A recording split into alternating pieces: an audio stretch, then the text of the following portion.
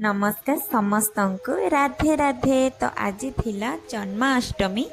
तो मु सकाळु सकाळु गाधे बाधे रेडी होकी गली माखन तैयारी करने। देखो गरम घीर टिके बरफ पकई घूरेले माखन आमर प्रस्तुत हो। माखन बनी सारा पर मु गली पूजा करने। पूजा कर सारा पर भोग को प्रस्तुत कली। भोग प्रस्तुत कर सारा पर दीपर खावाई आरंभ करदेली।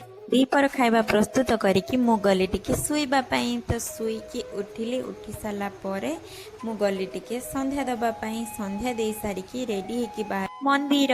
तो आज जेहेतु जन्माष्टमी थिला मु जाउची राधाकृष्ण का मंदिर को। तो एठी गोटे दीप जाली सारा परे ठाकुर को दर्शन कली। देखंतु एठी बहुत सारा लोक थिला आ भीड़ तो बहुत सारा थिला। भजन कीर्तन होउतला मु जाकी सेठी टिके बसिली। भजन कीर्तन सरिला परे मो गेटअप एमती थिला। आ तापरे हैला आळती। आळती सरिला पड़े मु भगवान को दर्शन कली। देखंतु एठी थिला गुटे आमर शिवंग मंदिर माने तांकर सेई गुटिए मंदिर भितरे शिव ठाकुर भी थिले। तो मो पूजा सारी सारा परे घर को आसिली। देखंतु एई फूलटा मते नन्ना देइथिले जोटा कि कान्हा पाखरे थिला।